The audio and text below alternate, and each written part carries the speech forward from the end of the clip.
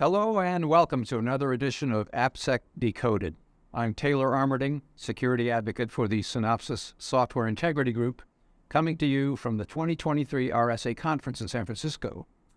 And today we're going to be talking about software supply chain security, which is a topic of interest beyond security conferences. It has the attention of the leader of the free world. President Joe Biden has called for better software supply chain security, both in an executive order issued in May 2021 and much more recently in a cybersecurity strategy document issued in March. And joining me to talk about it is Anita D'Amico, Vice President of Cross-Portfolio Solutions and Strategy with the Synopsys Software Integrity Group. Anita, thanks for being here. Welcome. And as we've noted, there's a lot of focus on software supply chain security and the need for software bills of materials, SBOMs. Okay. So to start, give us a simple explanation of what the software supply chain is. Sure, I'd love to. Thank you.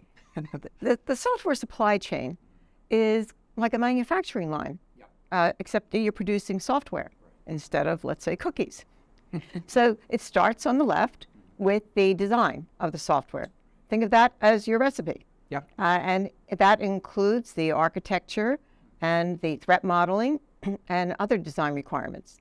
And then from there, it progresses to the manufacturing line, the assembly line. Yeah. And you have parts. You have custom code, open source components, which represent about 90% of software, yes, and third-party non-open source components. So those are your ingredients, yep, and they are assembled in a supposedly or hopefully secure assembly line, which is your DevOps pipeline. And so think if you're comparing it to cookie manufacturing, you have all your ingredients and they're assembled in a tamper-free environment. From there, they are released. And when they're released, they're just as with any manufacturing, there is a list of what is in there, the list of ingredients. That's your SBOM, or your software bill of materials. And so that gets released.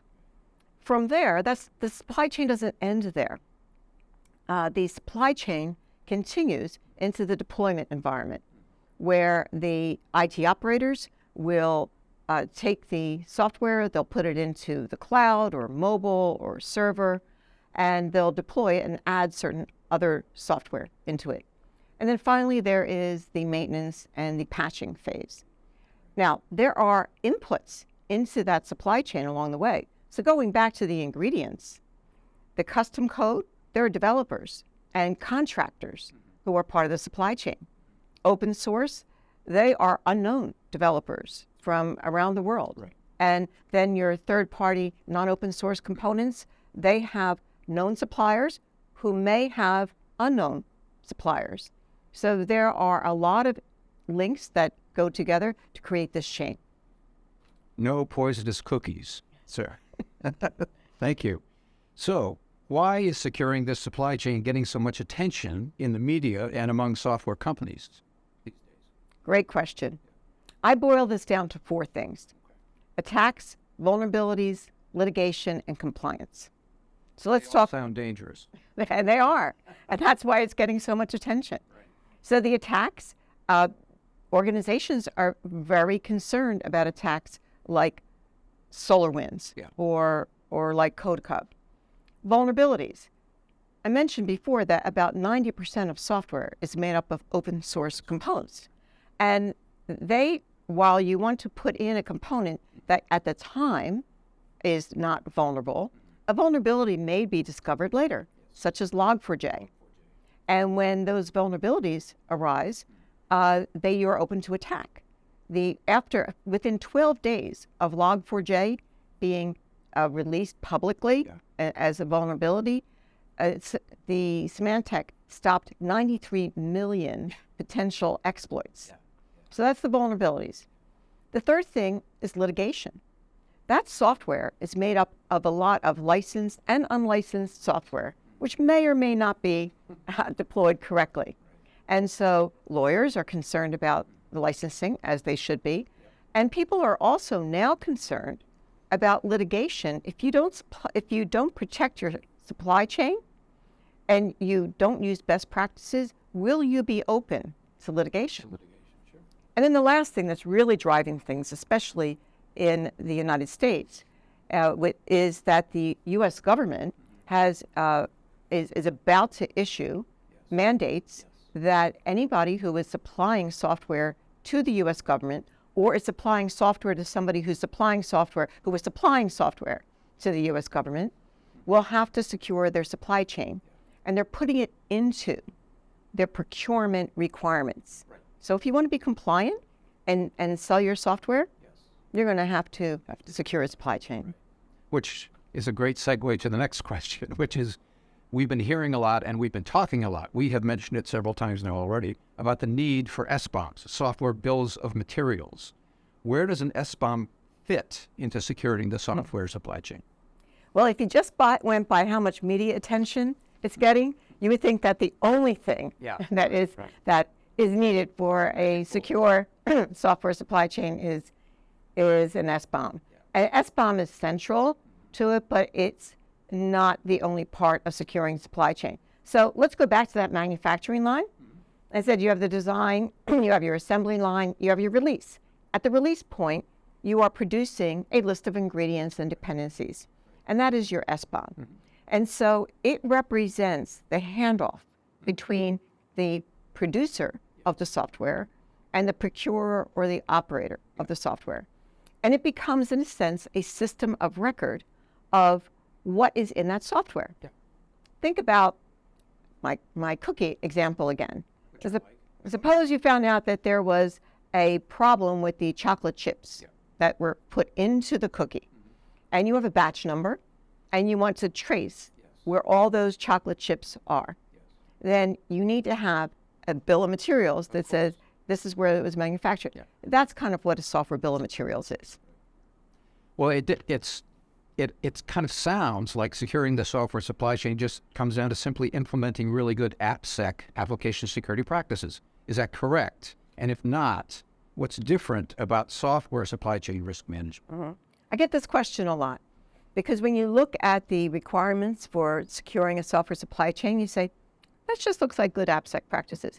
So good AppSec practices is an absolutely central part of the software supply chain risk management program.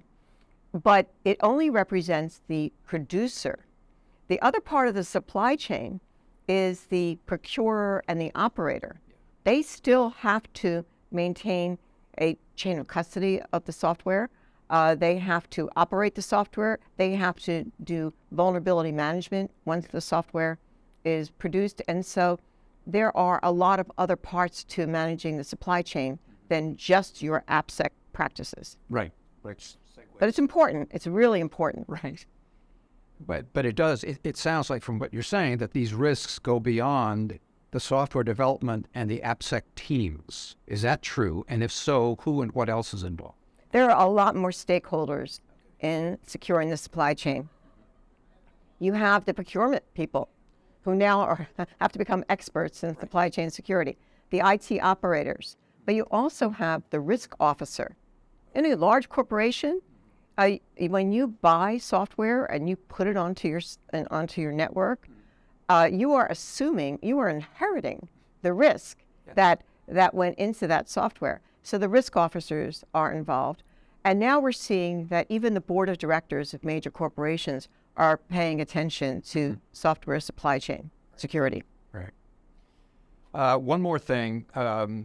I've heard, and I heard just yesterday, in fact, that there are new requirements for something called attestation, which sounds like you're in a courtroom, I think, or something like that. What's that about, attestation? Sure. Well, there are requirements to secure a supply chain, but how do you know that a producer of software actually had best practices? So we're working towards, the industry and the governments are working towards a process of having the producers of the software be able to attest that they followed best practices. I swear kind of thing? It is, well, right now, it looks like it's going to be I swear. So starting in June, the U.S. government is going to require software suppliers of critical software to self-attest to software. That means that the producer has to say, I swear that I have done all those things that are in the, let me give you a couple of acronyms, the NIST SSDF, the Standards. the Secure Software Development Framework. Yes. Eventually, it may get to something that is more formal than self-attestation, but right now, suppliers will have to be prepared to self-attest for critical software that's being sold to the U.S. government in June and for non-critical software in September. Okay. It's a big deal. Coming right. Absolutely. Well, I mean, essentially what you're saying is you're putting yourself on the legal hook, right? Because if you're swearing to something you did not do. Right.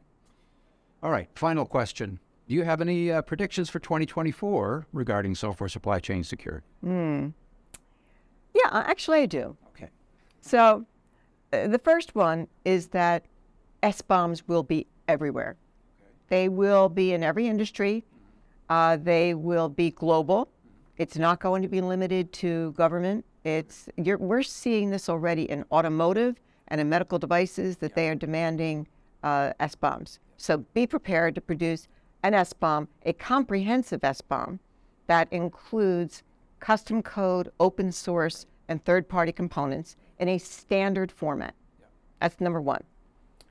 I think my second prediction would be probably about attestation. That while it's just going to be required, you may as well get used to it, that this attestation is going to be part of what you do as a software supplier.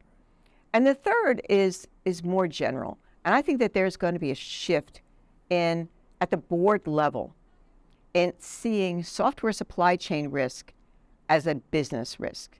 It's going to be translated into customer experience, into dollars, into company operations. And so it won't be framed just as a software problem. It's going to be framed as a business problem. Right. All right. So you've got the heads up, basically. Thank you, Anita. We're going to leave it there, but there's more information on software supply chain security on synopsys.com. Thank you for joining us. Once again, this is AppSec Decoded. I'm Taylor Armberding for the Synopsys Software Integrity Group, where we help organizations build trust into their software.